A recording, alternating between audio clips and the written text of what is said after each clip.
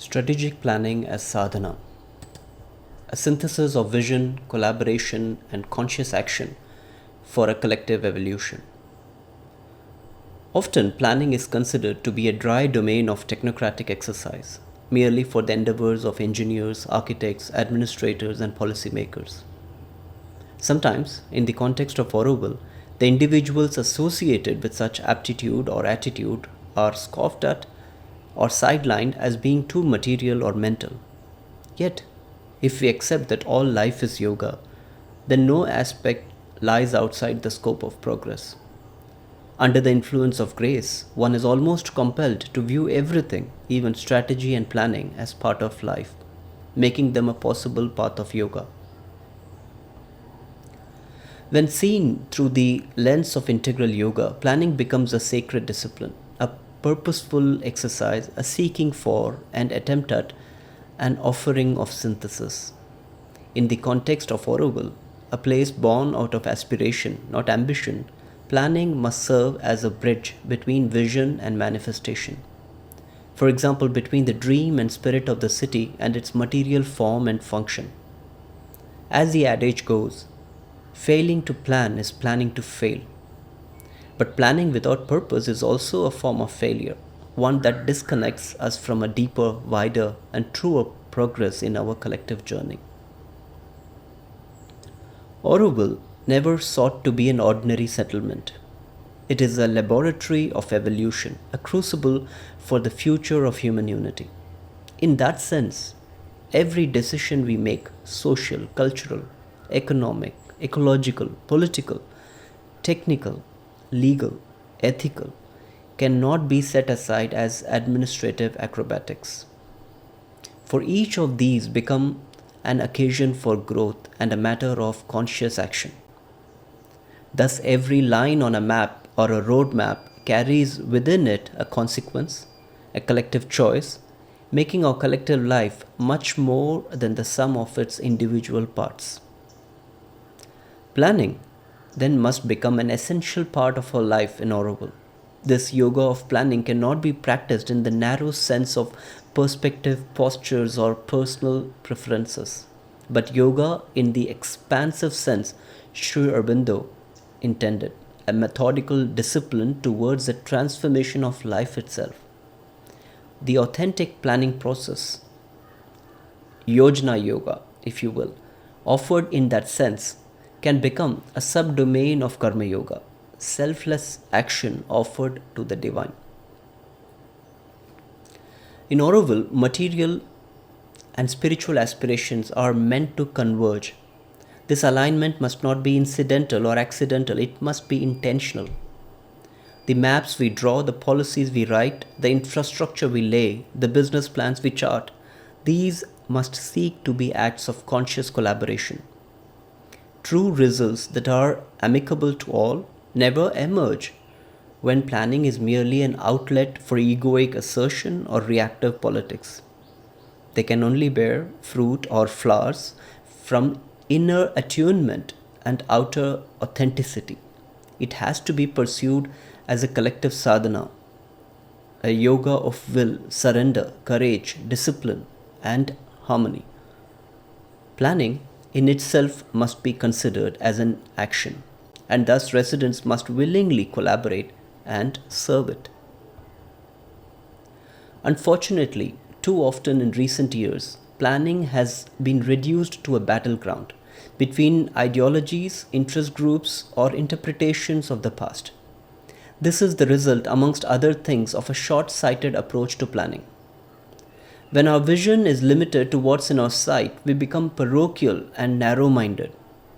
This inevitably ensues in a dogfight between differing perspectives. But this belongs to an old world. Now is the era of BVR, beyond visual range. We must learn to intentionally look beyond what we habitually see. Strategy begins here, in the ability to hold a broad view and take a synthetic approach. It's not planning for the sake of planning, but aligning action with a higher consciousness through the intentional organization of life. Thus, strategic planning seeks to rise above sights, to look beyond our lives and our lifetime, to suggest that the very way we approach planning must be transformed and re anchored in the original vision. This is a vital skill, not just for Auroville but for the world. This article is a call to such planning, an approach to strategic planning that goes beyond being reactive but proactive towards a vision, not rigid but receptive, not divisive but synthesizing and yet decisive, not for the few or of the few, but for the whole. In fact, for humanity as a whole. Auroville invites us to see planning as a yogic act, an alignment of thought, vision, collaboration, and action toward collective and conscious evolution. Planning as a yoga. We often think of yoga as stillness, silence, and inner work. But yoga can also take the shape of a meeting, a map, a draft plan. When we approach planning not as an administrative burden but as a willed act, held in awareness, offered in sincerity, it becomes a form of sadhana. Planning then is no longer about outputs alone, but about outcomes, about the quality of attention we bring to each step. This doesn't mean we abandon our rigor or clarity. The spirit must not become an excuse for mediocrity. Too often, purity of intention is used to mask lack of rigor or avoid accountability. On the contrary, a yogic approach to planning demands more from us, not less. It asks for inner poise and outer precision. It is this union that transforms the planner, not into a manager of outcomes, but a midwife of possibilities. It calls for humility in listening, courage in articulating, and discipline in shaping the field. The real shift is not from action to inaction, but from unconscious action to deliberate offering, not to escape the complexity, but to enter it with awareness. When we act from a place of dedication and discipline, offered the labor of their hands, heart, and head to the divine and to the collective good, the outcome is often more harmonious, sometimes unexpected, always truer to the soul of the work. In such a space, even technical tools, spreadsheets, timelines, blueprints become instruments of collective consciousness. What if planning with this approach become an expression of trust, moving away from fragmentation, seeking synthesis not only between physical components but also between the tangible and the intangible, the probable and the possible, the practical and the visionary? As Sri Aurobindo envisioned a future where all aspects of life participate in spiritual evolution, so must planning become the art of weaving these threads into a coherent and harmonious whole. Everything begins with a dream, a vision towards something larger, deeper, higher, and truer, starting with the ideal, the intuitive, luminous possibility that seeks expression. Without this, planning becomes sterile or reactive. With vision at the center, details may fall into place naturally, shaped not by fear or compromise, but by creative alignment. To access this vision, the planner must cultivate their inner compass. Tools, techniques, and policies are valuable, but they cannot replace silence, sincerity, and surrender. The most powerful plans often emerge not in meetings, but in quiet moments of contemplation. When the planner tunes in with receptivity, listens deeply, and aligns with a higher will, planning becomes a form of concentration in action. When approached in this spirit, planning becomes not only a discipline but a delight. Planning as sadhana becomes planning with joy, an expression of love. The work, no matter how detailed or demanding, becomes luminous. And with that joy comes beauty. For beauty, too, is a way of the divine, a special manifestation of the supreme in matter, just as truth is in the mind, love in the heart, and power in the vital. As the mother reminds us, in the physical, the divine manifests as beauty.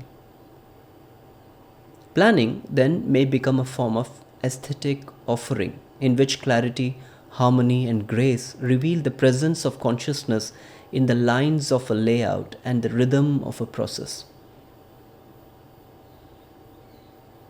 Mother also notes, on the physical plane, the divine expresses himself through beauty, on the mental plane through knowledge, and on the vital plane through power, and on the psychic plane through love.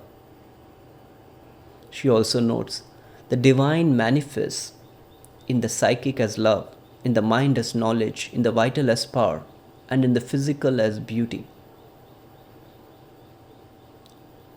And Sri Aurobindo notes, beauty is the special divine manifestation in the physical as truth is in the mind, love in the heart, power in the vital.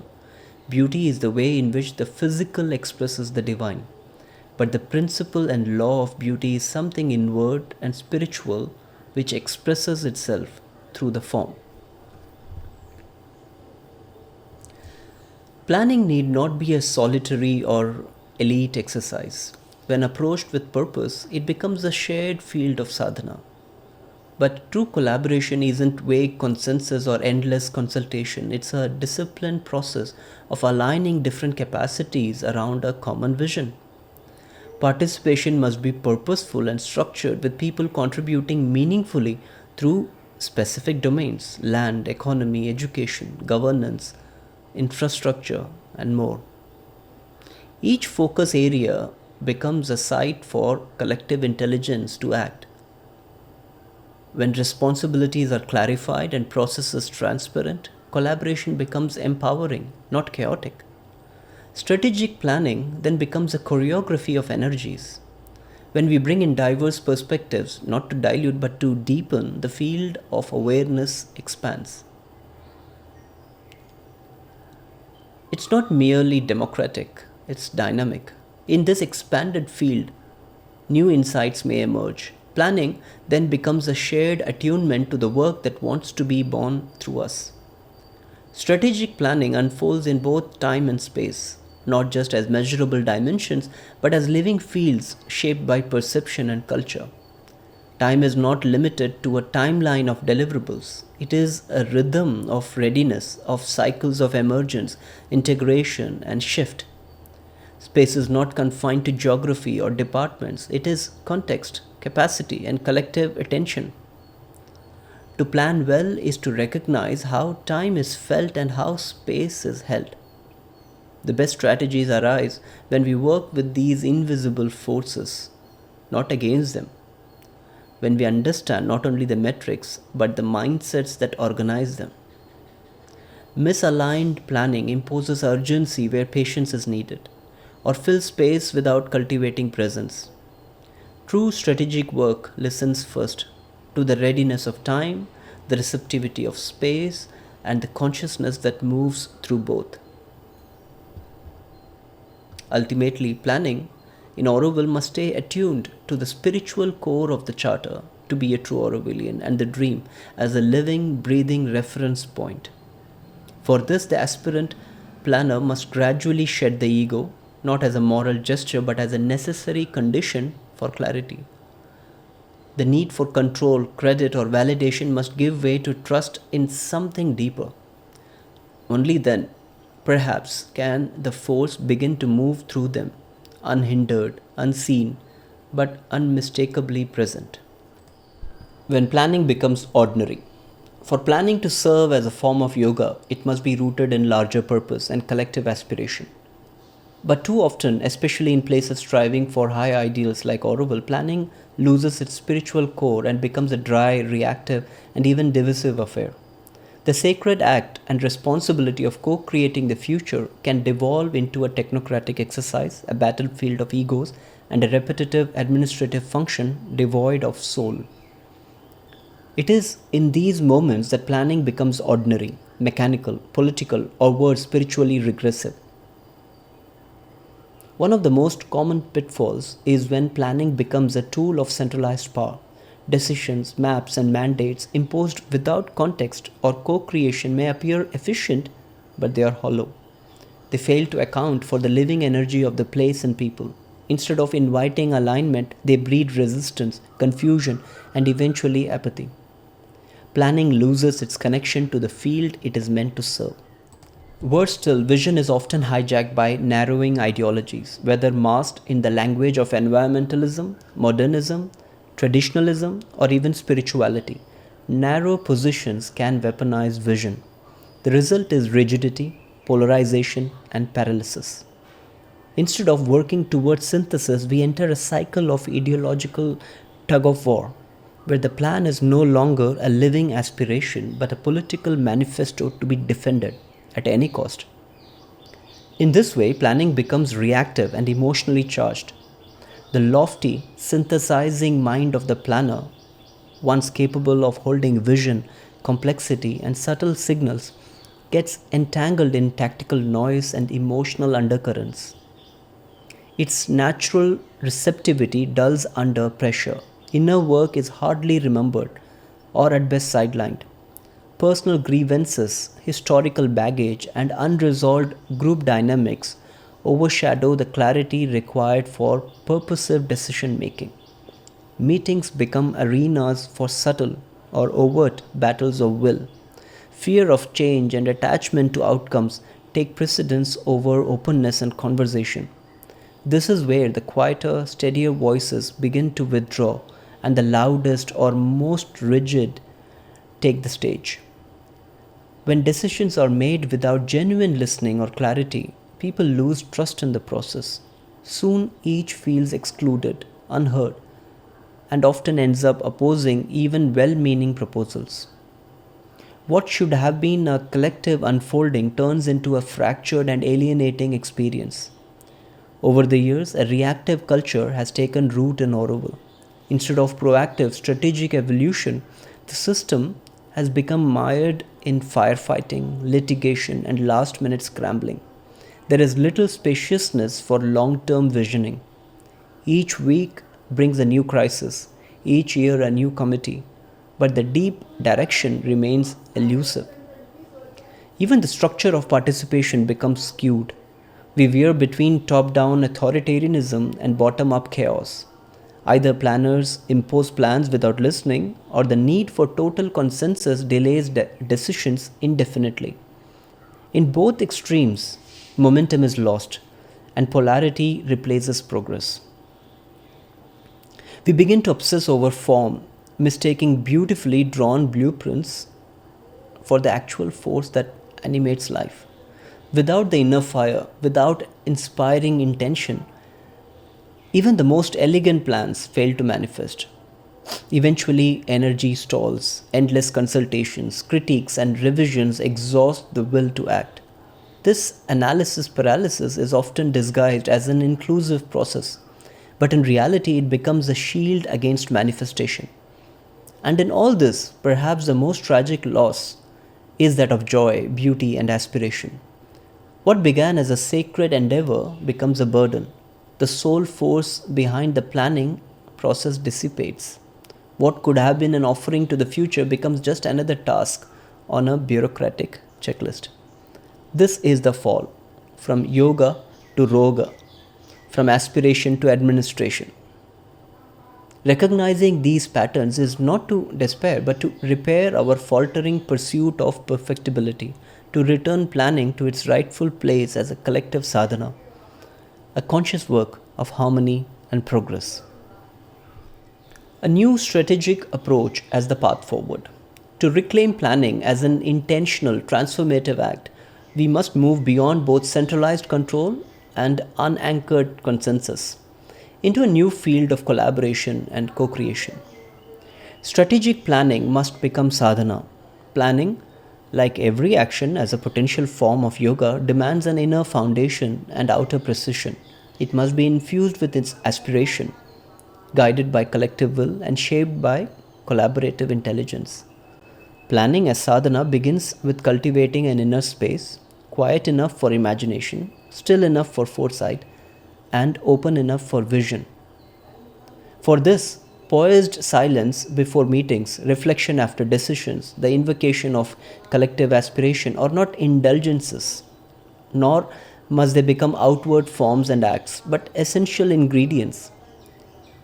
Perhaps they are necessary protocols for any work meant to shape the future. When groups gather seeking not to debate or convince but to align, to listen not only to oneself, not only to one another, but also to the deeper call of the place and the time, a higher order of planning may perhaps begin to emerge.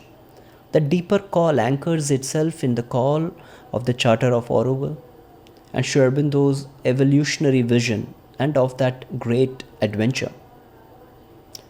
Resident participation and functioning then is not a dry formality but a crucial warm engagement in co-creation. Structured, transparent methods of dialogue must be developed, methods that honor both efficiency and expectations. When people feel genuinely heard and when the process is clear, trust may little by little be restored or take hold. Working groups too must evolve from embattled administrative cells to sadhak teams. Simultaneously, the collective must support a culture in which decision making bodies or spaces of humility, mutual learning, and dedicated service. This also means actively cultivating the collective capacity to organize, sharpening our ability to structure, synthesize, and sequence tasks with clarity and confidence. Organization is not antithetical to aspiration. Actually, it is what helps translate vision into practice. Without this ability, even the sincerest intention remains scattered, unfulfilled. When ego begins to be set aside and the work is seen as an offering, collective organization becomes a field of growth. In this way, the working groups may emerge as spaces for willing servitors instead of being coveted places of power. We must reorient our approach to planning as a dynamic and living practice, one that mirrors Orwell's own evolutionary purpose. This is not a place for fixed conclusions or rigid control, but for purposeful growth through unfolding. To plan here is not to dictate but to dedicate, not to finalize but to cultivate. In Orwell, where work is meant to be a means of self expression and service to the whole, planning must embody this same spirit, ceaseless, contextual, and conscious. From day one, Orwell invites us towards a living plan, a luminous vision first expressed through the galaxy model, proposed to and approved by the mother, and later formalized as the master plan by the residents and gazetted by the Government of India. This foundational gesture in physical planning offers a starting point. From here, the same clarity and integral spirit can be extended into all domains of collective life: economic frameworks, systems of governance, cultural evolution, education, ecology, and well being. The future cannot be built in fragments. For this unique and novel experiment to realize its true scope, numbers matter, not as metrics of success but as instruments of force. The dream needs people, souls willing to serve, grow, and organize to realize the ideal. The mother envisaged a population of about 50,000 willing servitors committed to the realization of human unity. Now, Orwell has approximately 2,500 residents after 57 years. Now, as the collective grows, so too must our capacity to hold it carefully, harmoniously, effectively. In this context, the need for organization in Orwell then is not bureaucratic, it is spiritual. Planning becomes a bridge between the inner and the outer, the individual and the collective, the ideal and its expression. It is through the careful weaving of these dimensions, inner aspiration, interpersonal growth, and internal frameworks, that the city of the future can begin to take form in a true sense. Additionally, Orwell was never meant to be just a township, a retreating ashram, or an eco-village. It is a living laboratory for the evolution of consciousness, a bold attempt to manifest a higher way of being in matter, spirit, and collective organization. We are not here to replicate the structures of the past, but to embody a possibility not yet seen, not for ourselves, but for something greater. As the mother said, "You say that Auroville is a dream.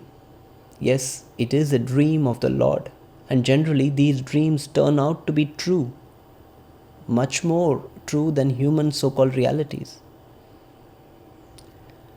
This dream is not ours to possess, but to serve. Everything in Auroville, including ourselves, is lent to us by the divine, entrusted for a purpose greater than our preferences or opinions. To give form to such a vision, strategic planning is not optional or preferential, it is essential. Our planning, meant to manifest the unmanifest, must be grounded in sincerity of purpose and humility of attitude, carried with gratitude for the opportunity to serve. It must move forward with perseverance and aspiration, guided by receptivity to the deeper will and an unwavering commitment to progress. It must be shaped by courage to face the unknown, infused with goodness in intent, generosity in spirit, and upheld by a deep sense of equality among all who participate. Above all, it must be rooted in peace, a peace that holds, heals, and harmonizes. We must walk the subtle path between silence, system, and structures, between aspiration and action, shaping a city that breathes consciousness into material form. After all, Auroville is not a normal city just to be lived. It is an ideal to be manifested, not simply inhabited by residents, but intentionally shaped by its servitors. In that spirit, strategic planning exercises must be undertaken, not for control, but for coherence and clarity, not to impose any order, but to invite meaning and collaboration. The work of building Auroville is not about mentally drawing lines on paper. It is about aligning with a force that seeks to express itself through physical forms, vital functions, and express yet unknown psychic rhythms. We need to plan because the dream deserves a body. We need to plan to participate in its becoming. We need to plan to free space, time, energy, and intention. We need to plan to give shape to a city with a soul. We need a plan that is more than a method. We need a meaning. Perhaps we can offer a luminous twist to the old adage: if failing to plan is planning to fail, then meaning to plan is planning to mean.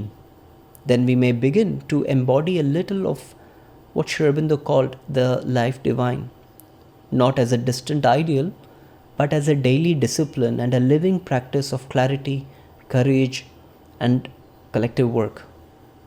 In such a space, strategic planning work shall dissolve into roles of stewardship, of conscious actions. In collaboration, the work of organizing transforms into a shared trust. It becomes an offering, an intentional collective alignment of will, vision, and aspiration, a daily discipline of harmony, a practice of the possible. It becomes yoga.